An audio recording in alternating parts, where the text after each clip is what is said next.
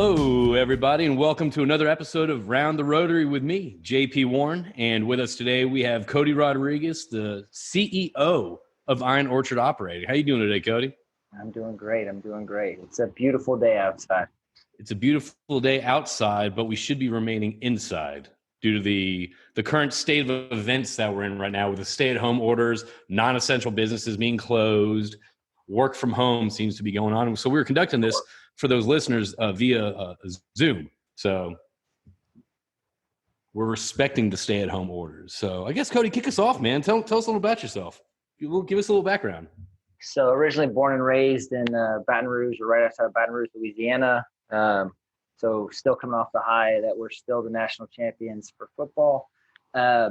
Went to school there, became a petroleum engineer, left there, went out to the field. So I figured I had 40 years to tell guys what to do in an office. I wanted to actually get my hands dirty and do a little bit of it myself. So I lived out in the field for a couple of years and did kind of a mixture of everything, drilling, completions, production, just whatever they'd let me do, whatever they'd let me get my hands on. And so came out of there, went to work. That was for Devin. Came to the office for a little bit, got really bored because it wasn't the diversity and fun that I had out in the field. And so went help start up the operations for MLP called Memorial Production Partners. Helped them grow that. We took down like 7 acquisitions. And then I ended up running their East Texas division. So like 1,100 wells, 180 million a day in gas, almost a couple thousand barrels of condensate, just a lot going on at a really young age because, G&A was low and they just didn't want to hire anybody else. And they figured as long as I'd keep sleeping 4 hours a night and getting it all done, they would do it. So it was a phenomenal learning experience. So kind of as I was finishing, kind of getting all the bows tied on the last acquisitions I had done, the group of QStar called and said, "Hey, would you like to come help us start our operations department?" So man, that sounds great. Jumped over there 2014 to help them start operations. And then, the entire time I'd been doing my career, I had done operations and engineering, kind of all mixed. And so for QStar I, we were backed by NCAP, put a good bit of money to work, sold to SM for $1.6 billion in December 2016. So I did a lot of just engineering there. And then for QStar II, we got re-backed, had a $400 million commitment. In 2017, 2018, this wasn't the right time to be deploying that, to doing $1 billion deal. Very thankful that we hadn't done that. And so part of the reason why is we were very capitally disciplined. We never did a deal that didn't seem right and that we couldn't stand the risk of. And so left there, we shut that down in February of 2019. Our CEO stepped down and we shut down that company. And then, which is very interesting to see, a private equity provider say, "Oh, we didn't shut you down. You decided to leave. That's not our norm." But we left and they were great partners. We were glad to have been backed by them. Still keep up with those guys. And so left that, and a couple months later, kind of had decided to look at the market and see what was going on and see what we saw. We kind of found a niche market, helping out kind of the deal space between $2 and $20 million we saw as kind of right for the picking, if we'll say, because it was bigger than what your kind of individuals were doing in Midland, and it was smaller than what your private equity guys would do because they had to have something that supported their G&A. The team of a dream was no longer a model that existed. And so we could float in there because we were young enough to be hungry, but we were well off enough to work for a couple of years without salary. So we were doing a model that I kind of borrowed from my commercial real estate investing days. So we borrowed that and kind of did a VC model where we took a 2% management fee and a 20% of the profit shares after the investors earned 8%, because that way we're 100% aligned. We were investing our money alongside the investors. We were operating for free if we didn't make money. And so if they didn't make money, we didn't make money. So it was a perfect alignment. And to get ready for that, we did a few small deals and then did the first one with investors. And then that's when everything started to get a little bit bigger. So what did you see? I mean, I guess you said you started QStar I, and that flipped or sold to SM. And then I guess a couple of years later, you said that you guys walked away from the private equity company. That's correct. I guess, yeah. And I guess it was, can you explain the different dynamics of the market between, I guess, being private equity backed and going in and drilling a couple wells and flipping it versus where you saw yourself, I guess, 2-3 years later after QStar I? Yeah. So the model of buy and flip and the public markets having all the capital available, just ready and willing. We were kind of one of the last big deals to flip at the end of 2016. Not long after, in early 2017, people stopped buying on those evaluations. The capital markets stopped being willing to pay for that many locations. And so it changed. And so timing is everything. And so we like to think that we did a pretty good job, but the way that we played the market timing is everything. So that's what was really helpful. And so when you see the capital markets not being willing to deploy capital anymore, not being willing to pay for upside and PUDs and et cetera, and only paying for mainly PDP with a little bit of upside room, it really changed the dynamics of the model. And so in the initial one, we started with a $40 million acquisition and then really grew it from there until we sold across like 17 acquisitions. Whereas on QStar II, when you're backed with a $400 million, you can't do a $40 million transaction because it's just not worth your time, because it would take so long to grow it and you're on a time clock, right? Like you're getting charged a percentage every year for the money that you've deployed. And so if you don't deploy it kind of in bigger chunks, it's a struggle. And so that was just one of the things where our board didn't want us to deploy $40, $50 million at a time to start small. They wanted us to deploy hundreds of millions of dollars at a time, looking at billion-dollar deals, not, almost elephant hunting instead of kind of rabbit hunting. So you said, go into a little bit about the business model, if you wish, about Iron Orchard operating and how it's a little niche market that you've kind of, you and your team have kind of discovered. Yeah, and so we started in that kind of smaller space, and the big thing we realized is, they had the big crew change that happened. A lot of older guys got out who understood conventional. Well, luckily for Mike and I, who you've had on, we both kind of grew up in the operations world, and we understand conventional and unconventional. So we did both.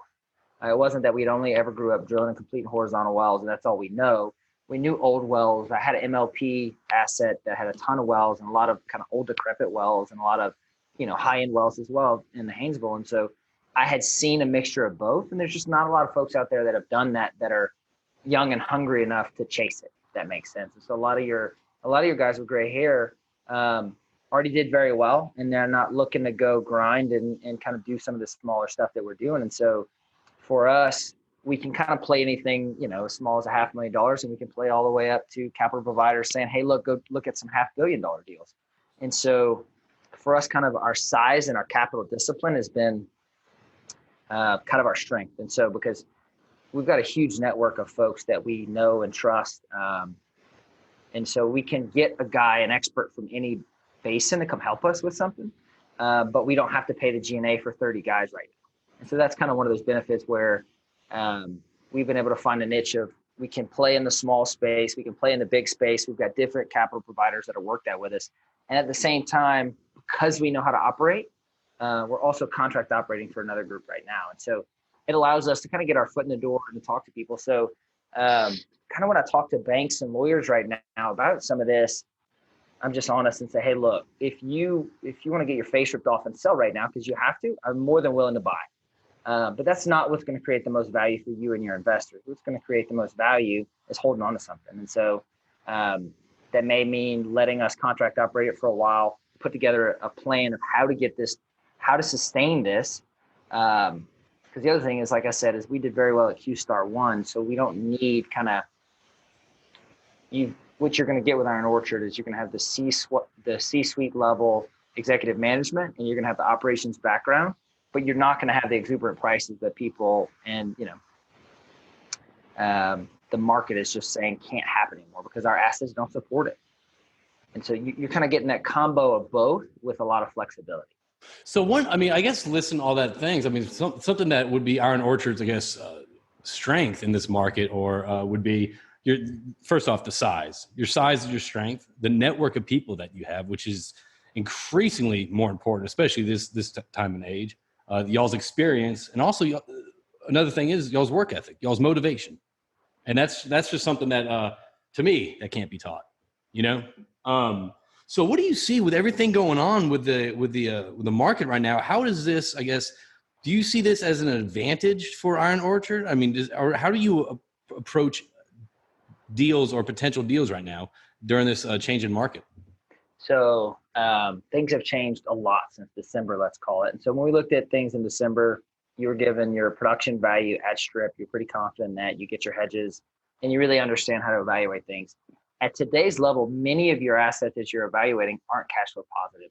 So the industry's kind of in a vapor lock situation. The only guy selling anything has a gun to his head. And so nobody's going to buy something that doesn't make money and lose money for the opportunity to maybe make money one day. And so a lot of your buyers are kind of stuck not knowing how to evaluate. And then a lot of your sellers at the same time, like, look, this will have value. I'm not going to give it away for free. And so right now it's having to be creative and flexible and working with people and being honest and open. Because before it was here's a number, this is what's happening.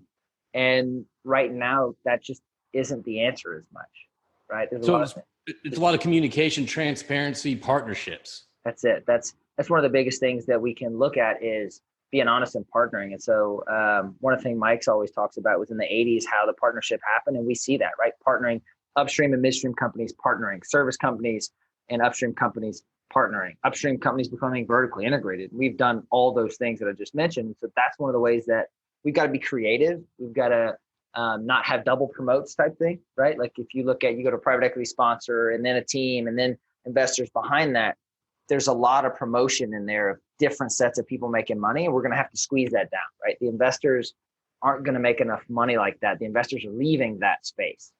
And as they flee that space, there's going to be a void for people to come in without having the double promote. So if you can get in your backing for Iron Orchard, what is the backing? Is it mainly private equity? Is it family and friends? Is it bank? What would be if you can speak to that? Yes. So I won't get into the specifics of names, but yeah, no, we're not looking for that. Of course. So basically, is one of the first deals we did. We love our field people. We think that they're one of the most important things that we've got. And so we invited them on some of our first deals to invest with us because not that many people give them a shot. Not that many people let them participate. And nobody works like the guy who's got skin in the game, right? So if I go pick up a 20,000 barrel a day deal in the Permian, I already have a full team that I'm very confident in. If we go pick up something in East Texas, so we've already done a lot of the legwork behind the scenes. And so that's one of the investor sets, not because that's the easiest thing for us, because we love those guys and we want to see them do well with us. And we know that is going to be the legs that we stand on as this continues to grow. And so that's one set.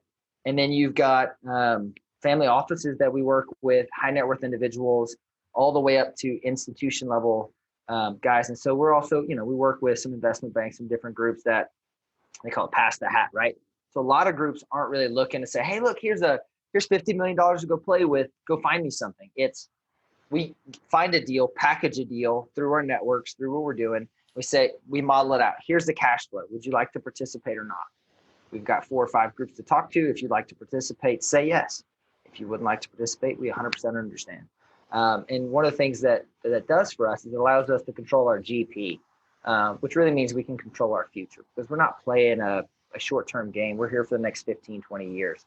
Right. And everything we do is playing what I call the infinite game, making decisions that are going to help us grow our business, grow our reputation, and grow what we're doing for the long term. That's such a shift in mindset coming from QStar I to Iron Orchard. I congratulate you on that. It sounds to me like such an opportunity for the hands in the field, but also from top down partnerships that are allowed to be created. That's pretty exciting. So how are you handling this the working from home aspect of everything? Has this stay at home thing really disrupted your involvement in work or focus? A little bit. And so one of the things that we've got going for us, like you said, is work ethic and discipline. And so the way I see it is it can't change what I do. It has to change how I do it.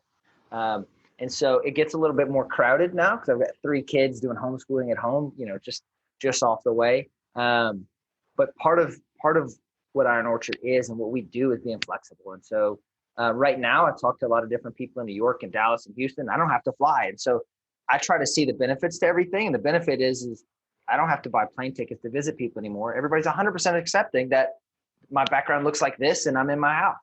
And so that's a lot, actually makes it easier for some of the smaller groups not to spend a bunch of capital helping to build relationships, but still giving people what they need and the time that they deserve. And so it has been, like I said, a little crowded, but besides that, we're just trying to find the ways that we can use that to our advantage. You know what? That's a very interesting point you brought up, because I discussed this in a previous episode, that it's the way we are adapting to the stay at home and using technology such as Zoom or Microsoft Teams or whatever.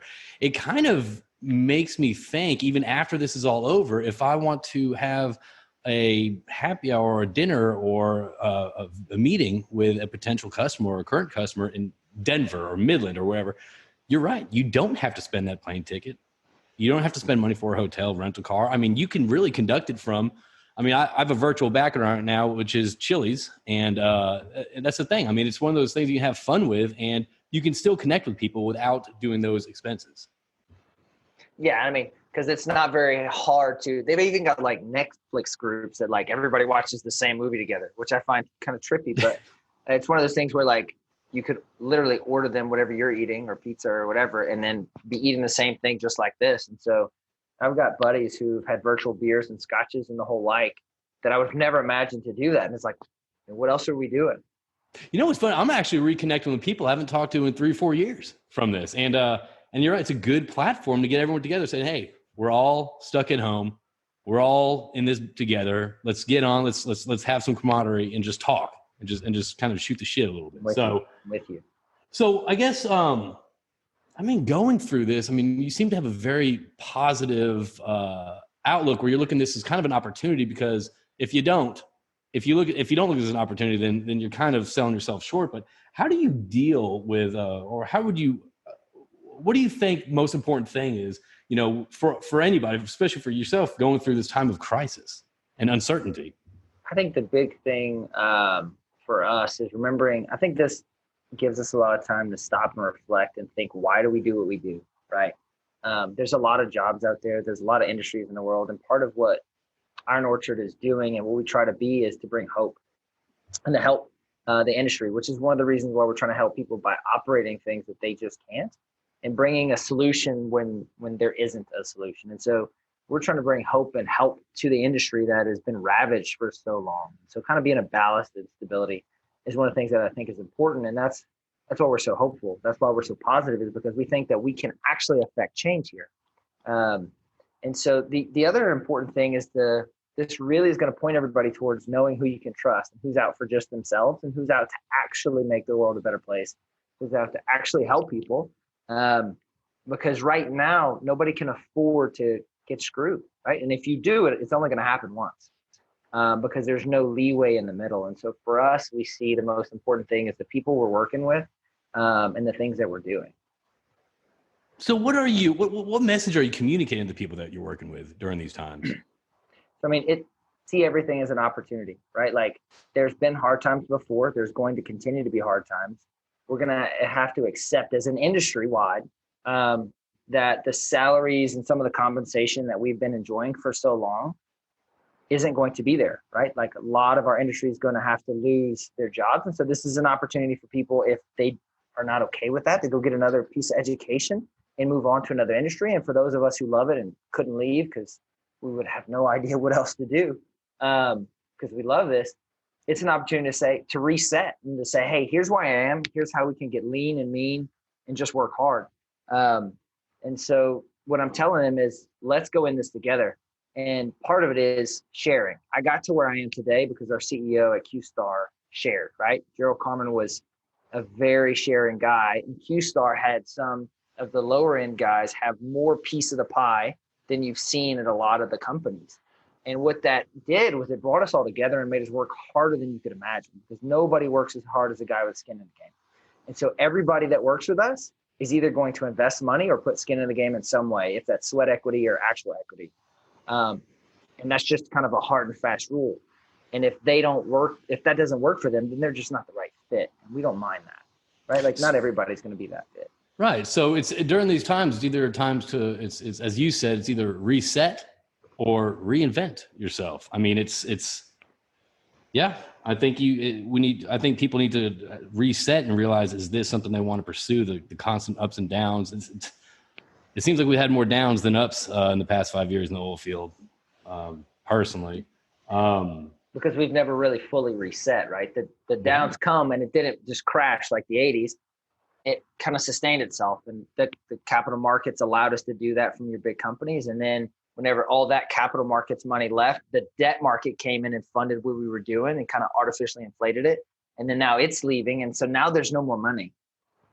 Yeah. Right. And there's no more money, and the market isn't arbitrarily telling us to grow production. They actually, hey, we want to make money. Great. If that's what you want us to do, that's what we'll do. Because we did exactly what they asked: grow production, energy independence. And every company on Wall Street got rewarded for growing production at whatever cost. And so generally people respond by doing what you reward them for. And that's what the oil and gas market did. The industry, the analysts, they asked for more, we gave them more. Right.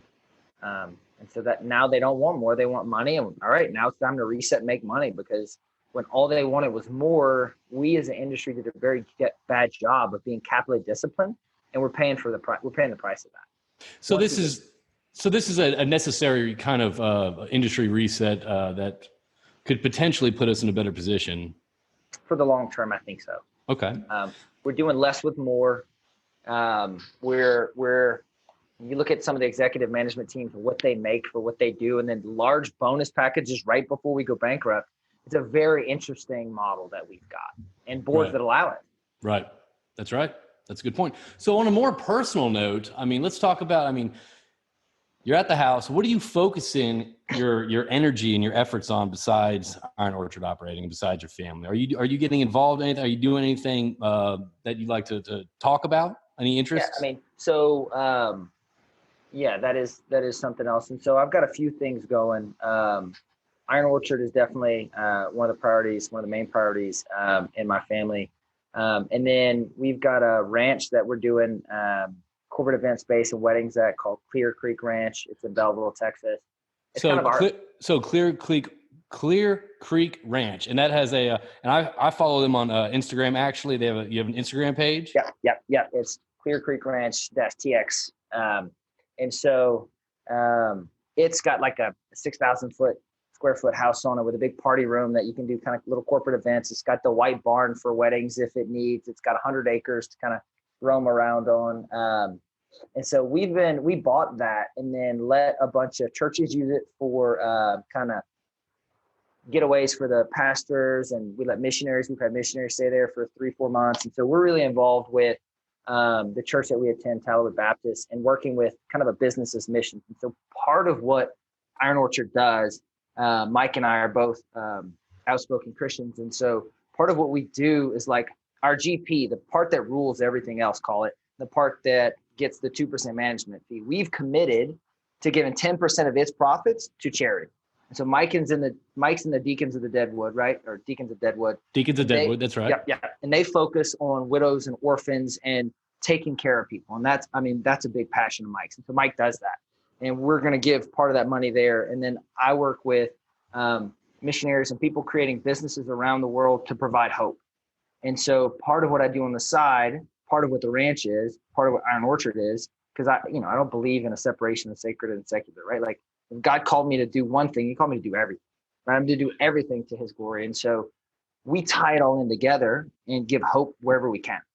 If that makes sense. Yeah, it does. That sounds awesome. And Deacons, Mike did touch on Deacons of Deadwood, but pretty much it's like if you were taking the Sons of Anarchy and they did polar opposite and did kindness to this world instead of messing with the Aztecs. Pretty much. Yeah. What opportunities do you see emerging from this dumpster fire? The opportunities that I think you're going to see are going to be partnerships. I think banks are going to have to own assets, and they're going to need teams to operate that. I think there's going to be teams out there to do that. When we first started talking about that, there wasn't a ton of folks doing that. It seems like there's a lot of guys out there, but I think the next 12 to 18 months will really flesh out who's really in it because they like operating like us. Because even when we had a chance to get out and partially retire or do something completely different, we bought oil and gas wells to operate it for ourselves. And you're going to see the difference between that. You're also going to see a lot of combinations. You're going to see a lot of ingenuity. I think the opportunity is going to be, again, doing more with less, being a little bit more sustainable. and you're going to see a lot more potential like yield vehicles, right? Like oil and gas is not the MLP model doesn't work because this is not a non-depreciating asset. We are not pipeline. But we're going to take the portions of the asset probably, and midstream companies and downstream companies and vendors, everybody are going to be partnering. So I think you're going to see a lot more people have a piece of the pie like they used to, because you're going to see a lot more capital come in kind of creatively.